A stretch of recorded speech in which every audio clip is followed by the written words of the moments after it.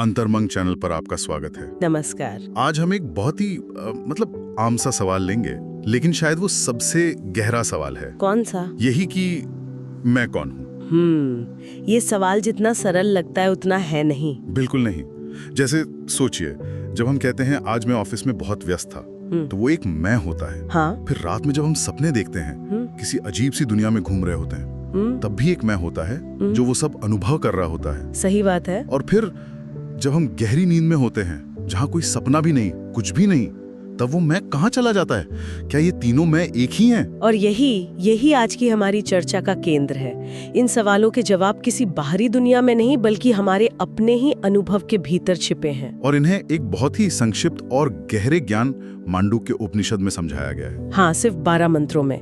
लेकिन ये चेतना के पूरे नक्शे को एक तरह से खोल कर रख देता है। तो चलिए इस नक्शे को समझने की कोशिश करते हैं। इस खोज की शुरुआत कहाँ से होती है? इसकी शुरुआत होती है उस एक ध्वनि से जिसे सिर्फ एक शब्द नहीं, बल्कि पूरे ब्रह्मांड का मूल माना गया है, ओम। ओम का जिक्र आते ही ज्यादातर लोगों के मन में पूजा पाठ या ध्यान की छवि आती है। हाँ, आमतौर पर यही होता है। लेकिन उपनिषद कहता है कि ये उससे कहीं ज्यादा है। ये कहता है कि ओम ही सब कुछ है, जो था, जो है, जो होगा और जो इन सबसे परे है वो भी। ये बात सुनने में बहुत बड़ी लगती है, थोड़ी रहस्यमयी भी। इसका असल में मतलब क्या है?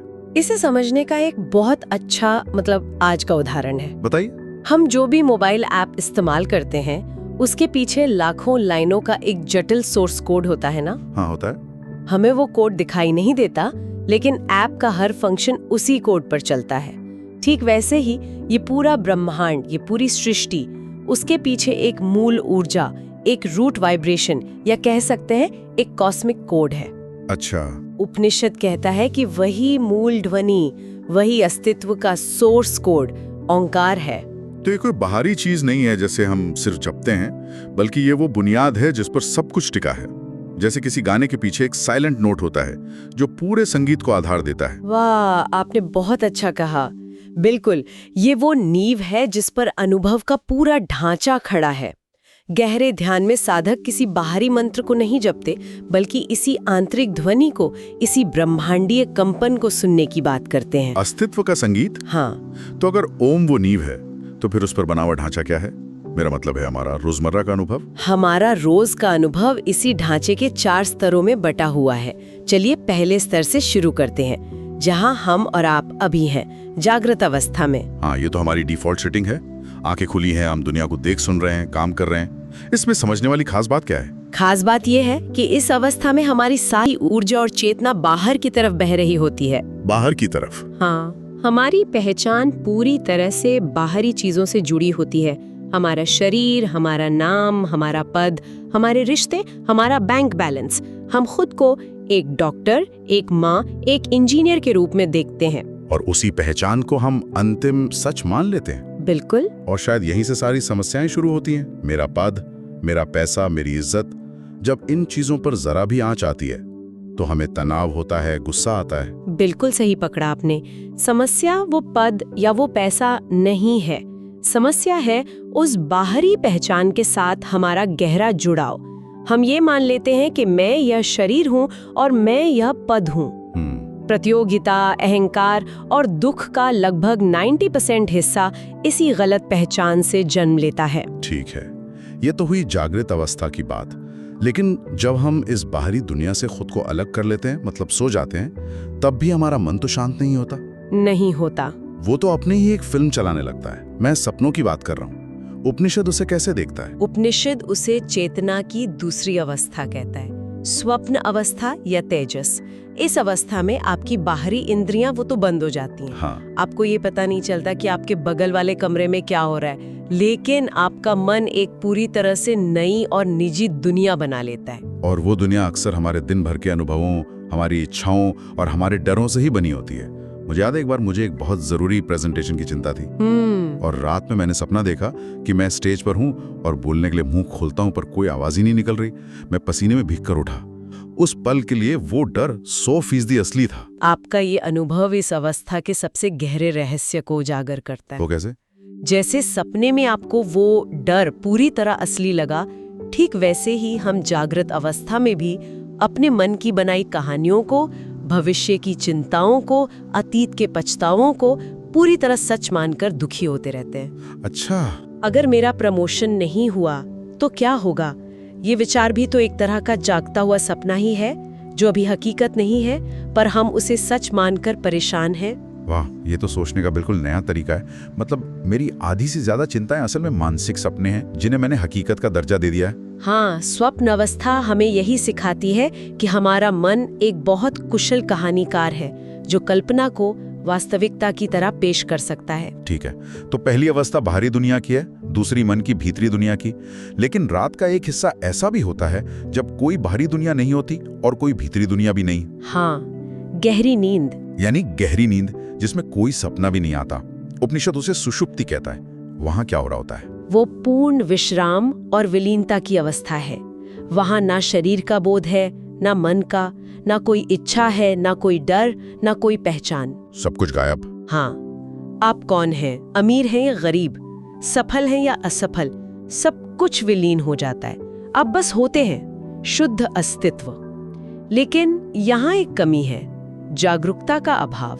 ये बहुत दिलचस्प है। हम रोज सुबह उठकर कहते हैं आज बहुत अच्छी नींद आई, कुछ पता ही नहीं चला। उस कुछ पता नहीं चलने की अवस्था में मेरी सारी चिंताएं, मेरी सारी पहचान गायब थी और मैं पूरी तरह शांत था।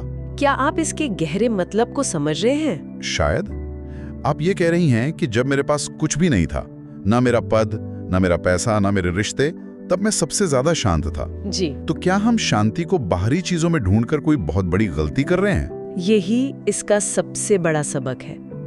ये इस बात का जीता जागता सबूत है कि शांति आपका मूल स्वभाव है। वो कहीं बाहर से नहीं आती, वो आपके अंदर ही है, हमेशा मौजूद। बस हमें अपने मन के शोर को हटाना है। बिल्कुल। हम हर रात बिना किसी कोशिश के उस शांति का अनुभव करते हैं। लेकिन जैसा आपने कहा, ये मुक्ति नहीं है, क्योंकि इसमें ज्ञान नहीं है।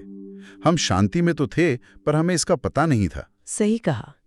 ये सिर्फ अज्ञान का एक, कह सकते हैं, आनंदमय अंधेरा है। तो अब हम उस सवाल पर वापस आते हैं जो हमने शुरू में पूछा था। एक मैं है जो जागृत अवस्था का अनुभव करता है। वही मैं सपनों की दुनिया को भी देखता है। और वही मैं सुबह उठकर कहता है कि मुझे गहरी नींद में कुछ पता नहीं चला। तो ये कौन है जो इन तीनों अवस्थाओं के पार भी मौजूद है, जो हमेशा रहता है? यही इस पूरे ज्ञान का शिखर है, चौथी अवस्था, जिसे तुरीय कहा गया है। तुरीय? तुरीय का शाब्दिक अर्थ है चौथा, लेकिन ये बाकी तीन की तरह कोई अवस्था नहीं है जो आती जाती हो। तो फिर ये क्या है? ये वह साक्षी चेतना है, वह पृष्ठभूमि है जिस पर ये तीनों अवस्थाएं एक फिल्म की तरह चलती हैं। साक्षी? ये सुनने में थोड़ा मुश्किल लगता है।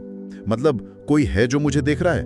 कोई और नहीं, आप खुद, आपका असली स्वरूप, वो चेतना जो कभी नहीं बदलती। अच्छा।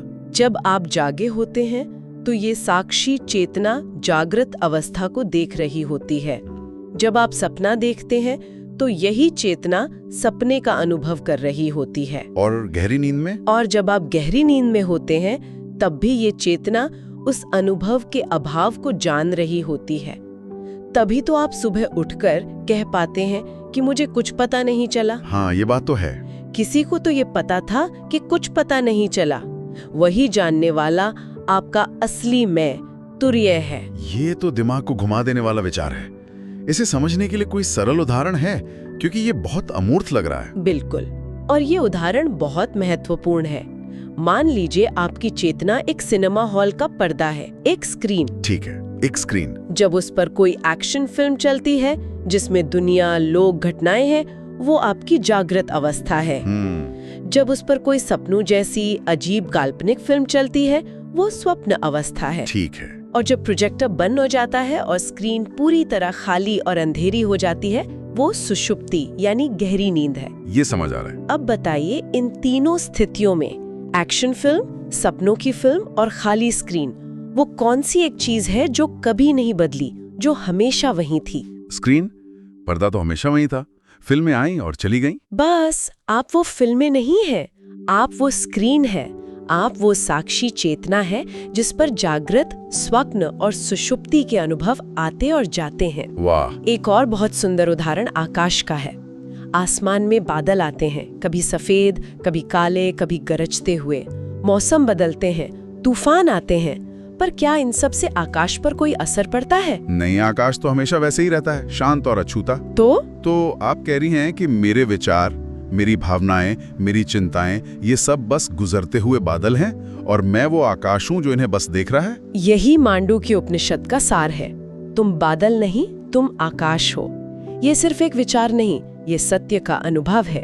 अब मुझे ये भी समझ आ रहा है कि शुरुआत में हमने जिस ओम की बात की थी, उसका इन अवस्थाओं से क्या लेना देना है।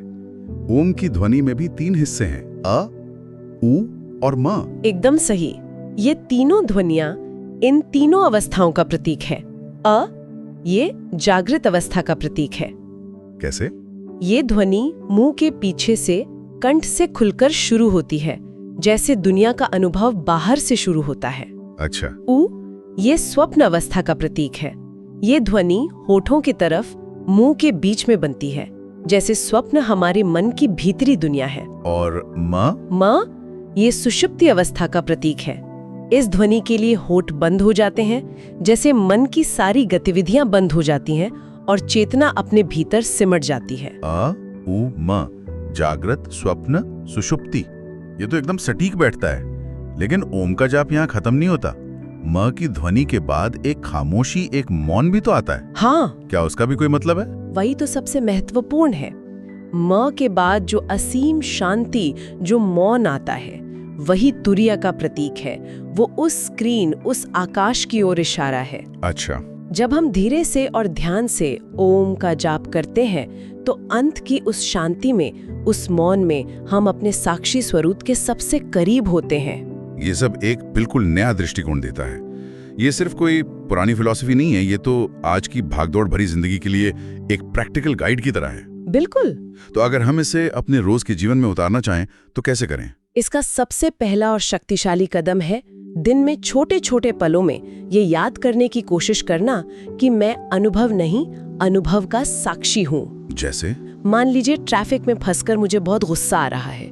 उस वक्त मैं इसे कैसे लागू करूं? उस वक्त गुस्सा महसूस करने के साथ साथ बस एक छोटा सा विचार मन में लाएं, मैं इस गुस्से को देख रहा हूं। अच्छा, आप गुस्से को दबाने की कोशिश न करें, बस उसे देखें, जैसे आप आसमान में काले बादल को देख रहे हैं। आप पाएंगे कि जैसे ही आप देखने वाले बन जाते हैं, गुस्से की पकड़ आप पर ढीली पड़ जाती है। मतलब गुस्से के साथ बहने की बजाय उसे देख सकते हैं। हाँ, और उस देखने में ही आजादी है। ये अभ्यास मांगता होगा, पर यह संभव लगता है।